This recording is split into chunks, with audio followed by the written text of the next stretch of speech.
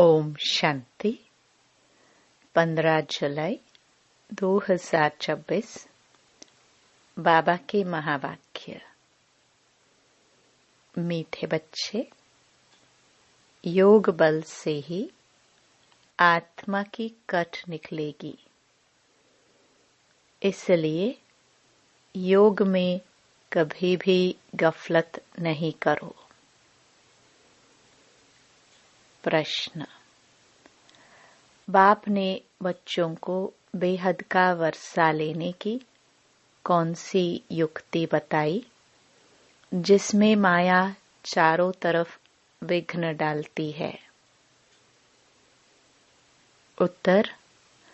बाबा ने युक्ति बताई, बच्चे, तुम ब्रह्मा कुमार कुमारियां एक बाप के बच्चे आपस में भाई बहन हो। तुम कभी क्रिमिनल असल्ट नहीं कर सकते। भाई बहन विकार में नहीं जा सकते।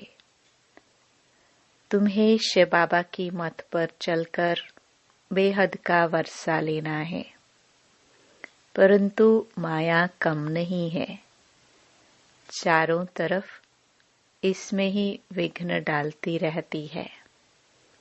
हम भाई बहन हैं, एक बाप से वर्षा लेते हैं, यह भूल जाते हैं।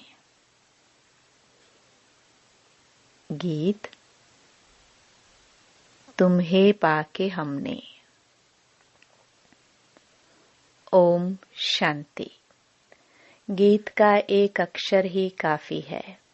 बच्चे जानते हैं बेहद के बाप से बेहद का वर्षा मिलता है और कल्प कल्प मिलता है। यह भी बच्चे जानते हैं कि बेहद का वर्षा बरोबर भारत को मिला था, अब वह नहीं है, फिर से मिल रहा है। देखते हो, अभी तो स्वर्ग का वर्षा नहीं है, रावण द्वारा नरक का श्राप मिल रहा है। श्राप से मनुष्य दुखी होते हैं, वर अर्थात वर्षे से सुखी होते हैं। अब ब्राह्मण बच्चे जानते हैं वह है बेहद का निराकार बाप और प्रजापिता ब्रह्मा है बेहद का साकार बाप। बेहद के साकार बाप प्रजापिता ब्रह्मा बिगर कोई होता नहीं। भल गांधी को बापूजी कहते थे, परंतु कायदे सिर सारी मनुष्य सृष्टि का तो वह बापूजी हो न सके। सारी निराकारी वर्ल्ड का बापूजी है शिव। अभी तुम बच्चे जानते हो हम शिव बाबा के बने हैं। शिव बाबा ने आकर हमको अपना बनाया है वर्षा देने लिए। मधुबन आते हैं किसके लिए? शिव बाबा से मिलने के लिए, परंतु वह निराकार है। सिर्फ शिव बाबा कहने से समझेंगे नहीं, इसलिए कहा जाता है बाप दादा। शिव बाबा और ब्रह्मा दादा। दादे का नाम अलग है, बाप का नाम अलग है। वह निराकार सबका बाप भी है, सबका दादा भी है। सब बच्चों को बाप दादा से वर्षा मिलता है जरूर। बेहद के बाप से सबको वर्षा मिलता है। वह बाप ही सबका दुख हरता सुख करता है। सतयुग में कोई भी मनुष्य दुखी हो न सके। नाम है स्वर्ग। वह है हेवन स्थापन करने वाला गॉड फादर। भारत सबसे पुराना है तो जरूर सबसे नया था, तब तो अभी सबसे पुराना हुआ है। सतयुग कलयुग भारत को ही कहा जाता है। बरोबर भारत स्वर्ग था। यह लक्ष्मी नारायण राज्य करते थे। यह बुद्धि में है। अभी तुम लक्ष्मी नारायण के मंदिर में जाएंगे तो झट बुद्धि में आएगा कि इन्हों को यह वर्षा कैसे मिला, यह पूज्य कैसे बने, कब राज्य किया, किस द्वारा राज्य पाया, यह सारा बुद्धि में आएगा। आगे लक्ष्मी नारायण के मंदिर में जाते थे, माला फेरते थे, ऑक्यूपेशन का कुछ भी पता नहीं था। अभी सिर्फ तुम्हारी बुद्धि में है, सो भी नंबरवार। तुम अभी लक्ष्मी नारायण के मंदिर में जाकर खड़े होंगे तो हर्षित होंगे। बुद्धि में है, इन्होंने यह प्रारब्ध कैसे पाई थी। संगम युग पर ही पाई, क्योंकि संगम पर ही पुरानी दुनिया बदलने वाली है। संगम पर ही बाप ने आकर राजयोग सिखाया था। यह भी जानते हो, बहुत जन्मों के अंत के जन्म में बरोबर यह ब्रह्मा था। ब्रह्मा द्वारा विष्णुपुरी की स्थापना होती है। ये लक्ष्मी नारायण ही अगले जन्म में बरोबर ब्रह्मा सरस्वती थे। ब्रह्मा के साथ ब्राह्मण ब्राह्मणियां भी होंगे। सतयुग में लक्ष्मी नारायण की राजधानी थी ना, जरूर प्रजापिता भी होगा। तुम जानते हो, हम पुरुषार्थ कर रहे हैं। जिन्होंने कल्प पहले पुरुषार्थ किया है, वह हम साक्षी हो देखते हैं। एक होता है राजाई घराना, दूसरा होता है प्रजा घराना। उसमें भी कोई बहुत साहूकार होते हैं, कोई कम। राजाओं में भी कोई बहुत साहूकार, कोई कम साहूकार होते हैं। तुम लक्ष्मी नारायण के मंदिर में किसको भी समझा सकते हो कि इन्होंने यह राज्य कैसे पाया। अब फिर से वही अपना राज्य भाग्य ले रहे हैं। राजधानी स्थापन हो रही है। कितना सहज है। अम्बा कौन है, यह भी नहीं जानते। तुम कहेंगे, यह तो जगदम्बा है। कल्प पहले भी जगदम्बा जगत पिता थे। उन्हों के बच्चे हम थे। संगम पर बाबा राजयोग सिखा रहे हैं। जगदम्बा के बच्चे भी ढेर है, परंतु इतने सभी को तो बिठा नहीं सकते। अभी तुमको ज्ञान का तीसरा नेत्र मिला है। बाप ज्ञान का सागर है, तो जरूर बच्चों को ज्ञान ही देंगे। उनको न मनुष्य न देवता कहा जाता है, उनको परमात्मा ही कहा जाता है। तुम कोई के भी मंदिर में जाओ तो उनकी बायोग्राफी बता सकते हो। राम के लिए भी तुम समझा सकते हो। चंद्रवंशी घराना अभी स्थापन हो रहा है। ब्रह्मा द्वारा ब्राह्मणों का भी धर्म स्थापन होता है। ब्रह्मा का नाम कितना बाला है। ब्रह्मा द्वारा बाप ब्राह्मणों को रचते हैं। तुम ब्रह्मा कुमार कुमारियां होने से जानते हो, हम एक बाप के बच्चे आपस में भाई बहन हैं। फिर हम क्रिमिनल असल्ट कर नहीं सकते। भाई बहन विकार में जा नहीं सकते। बाप ने यह युक्ति रची है। ड्रामानुसार तुम भी ब्रह्मा कुमार, हम भी ब्रह्मा कुमारी। वास्तव में सारी दुनिया बीके है, परंतु जानते नहीं है। हम शिव बाबा की मत से बेहद का वर्षा ले रहे हैं। माया भी कम नहीं है, चारों तरफ विघ्न डालती रहती है। हम भाई बहन हैं, एक बाप से वर्षा लेते हैं। यह भूल जाते हैं। यह तो अच्छी रीति समझते हो, सतयुग में एक ही धर्म रहता है, बाकी सब धर्म खत्म हो जाने हैं। यह भी बच्चे जानते हैं, यह कोई नई बात नहीं है। हर 5000 वर्ष बाद यह चक्र फिरता है। तिथि तारीख भी लिखी हुई है। यह भी बुद्धि में रहना चाहिए। हम शिव बाबा से इस युक्ति से वर्षा लेते हैं। लक्ष्य तो मिला हुआ है ना। बाप को याद कर बाप से वर्षा लेना है। याद अर्थात योग बल से ही कट निकलेगी, इसमें कोई गफलत ना हो। इसलिए मुरलियां मिलती हैं। निश्चय बुद्धि पक्का है तो भल कहाँ भी चला जाए। समझो मुरली नहीं मिलती तो भी बुद्धि में तो है ना, हम बाबा का बन गया। बाबा ने समझाया है, तुम्हारी आत्मा तमो प्रधान बनी है। अब तुम बाप को याद करो तो तमो प्रधान से सतो प्रधान बनेंगे। यह महामंत्र एक बाप ही बतलाते हैं और कोई बतला ना सके।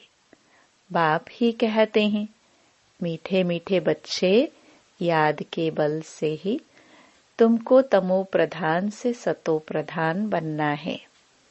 यह अक्षर है, परंतु किसकी बुद्धि में नहीं आता। अब तुम समझते हो। बरोबर कल्प पहले भी बाबा ने यह अक्षर कहा था कि देह के सब धर्मों को छोड़ अपने को आत्मा समझो। ये सब देह के धर्म है ना। सबका बाप एक ही है। सब आत्माएं उस एक बाप को पुकारती हैं। पोप भी गॉड को याद करते हैं, कहते हैं, ओ गॉड फादर रहम करो, इन मनुष्यों की क्रोधी बुद्धियों को पलटाओ। तो यह आपस में लड़े नहीं। याद तो बाप को ही करेंगे ना, और कोई को याद नहीं करते। शिव बाबा को ही पुकारते हैं कि आकर पतितों को पावन बनाओ। पावन बनेंगे फिर तो इस चीची रावण की दुनिया में रह नहीं सकेंगे। फिर जरूर नई दुनिया चाहिए। कलयुग से बदलकर सतयुग तो होगा ही ना। परंतु इतना भी नहीं समझते हैं। एक डॉक्टर आया था, कहता था कलयुग तो कलयुग ही चलेगा। अरे सदैव कलयुग ही कैसे चलेगा? कलयुग कोई अच्छा है क्या? समझते थोड़े ही हैं, सिर्फ भावना है। औरों को ले आते हैं, उनको तीर नहीं लगता, और कोई आने वाले को तीर लग जाए तो भी कुछ न कुछ दलाली मिल जाएगी। स्वर्ग में तो आ जाएंगे।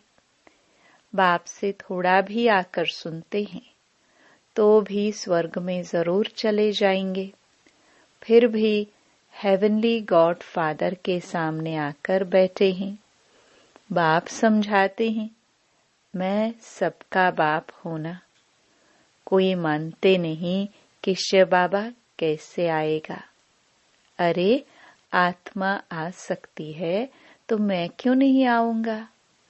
आत्मा एक शरीर छोड़ दूसरे में जा सकती तो मैं नहीं आ सकता हूं? नहीं तो मैं कैसे आऊं? पुकारते भी हैं, हे पतित पावन बाबा, आकर पतित से पावन बनाओ। बाप कहते हैं, मैं आता ही भारत में हूँ। कल्प कल्प के संगम पर एक ही बार आता हूँ। तुम जब 84 जन्म पूरे करते हो तो मैं आता हूँ। तुम बच्चों को निश्चय है, बाबा आया है फिर से वर्षा देने। बाप कहते हैं, मेरा धंधा ही है पुरानी दुनिया को बदल नई दुनिया स्थापन करना। इसलिए गाया हुआ है, नई दुनिया की स्थापना, पुरानी दुनिया का विनाश, फिर तुम पालना करेंगे। रोशनी मिली है ना? काली का मंदिर देखेंगे तो समझेंगे यह झूठा चित्र है। काली बरोबर जगदम्बा है, परंतु ऐसे भयानक रूप नहीं है। बंगाल में काली के आगे बलि चढ़ाते हैं, परंतु जानते कुछ नहीं। जगदम्बा के मंदिर में लाखों आते हैं, सदैव जैसे मेला ही है। छोटी सी मूर्ति रखी है ना, नाम रख दिया है जगदम्बा। अब जगदम्बा तो एक होनी चाहिए। सिंध में काली का मंदिर कैसे बनाया था? एक बार किले में बम फटा तो एक फकीर ने कहा कि काली माता गुस्से हुई है। बस उसने जाकर वहां काली का मंदिर बना दिया। अब काली है कौन? कुछ भी नहीं जानते। तुमको अब नॉलेज मिली है। ऐसा कोई चीज नहीं जिसको तुम न जानो। समझते हो बाबा से वर्षा ले रहे हैं तो पूरा पुरुषार्थ करना चाहिए ना। पहले नंबर का दुख तब शुरू होता है जब कुमार कुमारी शादी करते हैं। तुम्हें तो शादी करने का कभी ख्याल भी नहीं आना चाहिए। अब बाप कहते हैं यह रावण राज्य खत्म होना है। यह है विकारी गृहस्थ व्यवहार। देवी देवताओं के लिए गाते रहते हैं। यह किसको पता नहीं कि इन देवताओं को निर्विकारी बनाने वाला कौन है। सतयुग है संपूर्ण निर्विकारी दुनिया। शास्त्रों में फिर दिखा दिया है कि वहां भी विकार थे, परंतु वह तो है ही वाइसलेस वर्ल्ड। विकारी दुनिया और निर्विकारी दुनिया में कितना फर्क है। यह बातें और किसकी बुद्धि में नहीं है। तुम जानते हो, इन लक्ष्मी नारायण का जब राज्य था तो कितने थोड़े मनुष्य थे। एक ही धर्म था, फिर वृद्धि को पाया है। चक्कर भी पूरा लगाना पड़े, तब कहेंगे पूरी पृथ्वी पर चक्कर लगाया। समुद्र का तो चक्कर लगा ना सके। सतयुग में थोड़े हैं तो कितनी थोड़ी जमीन लेते हैं। अब मनुष्य सृष्टि की हद पूरी होनी है। ऊपर में थोड़ी आत्माएं जो है वह भी आती रहती हैं। मनुष्य बढ़ते ही रहते हैं। जब वहां से भी आत्माएं आना पूरी हो जाएंगी, तुम कर्मातीत अवस्था को पाएंगे। फिर आत्माओं को शरीर छोड़कर जाना है।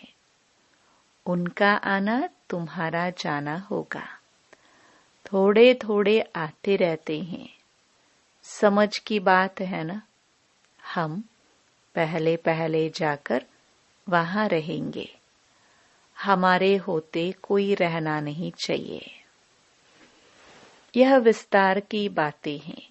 बच्चों को फिर भी बाप कहते हैं, अच्छा, अपने प्यारे बाबुल को याद करो। तुमको फायदा है बाप को याद करने में। ये हिस्ट्री ज्योग्राफी तो मनुष्य बहुत पढ़ते हैं, बहुत दूर दूर जाते हैं, मून में भी जाते हैं। यह है साइंस का घमंड। अति में जाते हैं। मून में कुछ खड़ा थोड़े ही हैं। तुम तो सूर्य चांद से भी पार हो जाते हो। यह नॉलेज तुम्हारी बुद्धि में अभी है। समझते हो, ड्रामा प्लान अनुसार बाबा ये सब बतलाते हैं। बाप भी कहते हैं, मैं तुमको पतित से पावन बनाता हूँ। यह मेरा पाठ है। भक्ति मार्ग में भी यह हमारा पाठ है तो ड्रामा न। जैसे तुम पाठधारी हो, मैं भी पाठधारी हूँ। मेरा काम है तुमको पतित से पावन बनाना। जो कुछ करते हैं तो उनकी महिमा होती है ना। इन लक्ष्मी नारायण की कितनी महिमा है, परंतु उन्हों को ऐसा लायक किसने बनाया? यह सुखधाम के मालिक थे। अभी तो अनेक प्रकार के कितने दुख है। आज कोई मरा, झगड़ा हुआ, भल किसके पास लाख करोड़ पदम है, परंतु अगर कोई बीमारी आदि आ जाती है तो क्या करेंगे? बिरला के पास कितने पैसे हैं। एक जन्म में पैसा देखने में आता है, परंतु ऐसा कोई नहीं है जिसको कोई दुख नहीं हो। किसी न किसी प्रकार का दुख सभी को होता है। अभी तो यह पैसे आदि सब मिट्टी में मिल जाने हैं। अच्छा, मीठे मीठे सिखिल दे बच्चों प्रति माता पिता बाप दादा का याद प्यार और गुड मॉर्निंग। रूहानी बाप की रूहानी बच्चों को नमस्ते। धारणा के लिए मुख्य सार। पहला, कर्मातीत अवस्था को प्राप्त कर वापस घर जाना है, परंतु जाएंगे तब जब आत्माओं का आना बंद होगा। इस विस्तार को बुद्धि में रख एक बाबुल को प्यार से याद करना है। दूसरा, ज्ञान की रोशनी मिली है, इसलिए निश्चय बुद्धि बन बाप से पूरा वर्षा लेना है। कहाँ भी रहते याद के बल से आत्मा को तमो प्रधान से सतो प्रधान बनाने का पुरुषार्थ करना है। वरदान, स्वमान में स्थित रह विश्व द्वारा सम्मान प्राप्त करने वाले देह अभिमान मुक्त भव।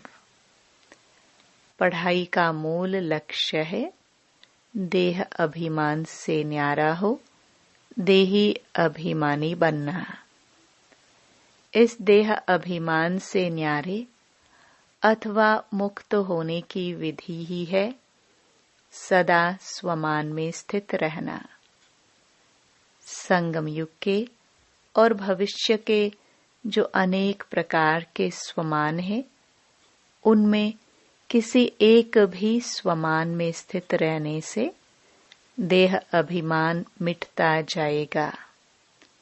जो स्वमान में स्थित रहता है उन्हें स्वतः मान प्राप्त होता है। सदा स्वमान में रहने वाले ही विश्व महाराजन बनते हैं और विश्व उन्हें सम्मान देती है। स्लोगन, जैसा समय वैसा अपने को मोल्ड कर लेना, यही है रियल गोल्ड बनना। ये अव्यक्त इशारे ज्वाला स्वरूप स्थिति में रह शक्तिशाली याद का अनुभव करो। अभी निर्भय ज्वालामुखी बन प्रकृति और आत्माओं के अंदर जो तमोगुण है उसे भस्म करो। तपस्या अर्थात ज्वाला स्वरूप याद। इस याद द्वारा ही माया व प्रकृति का विकराल रूप शीतल हो जाएगा। आपका तीसरा नेत्र ज्वालामुखी नेत्र माया को शक्तिहीन कर देगा। ओम शांति।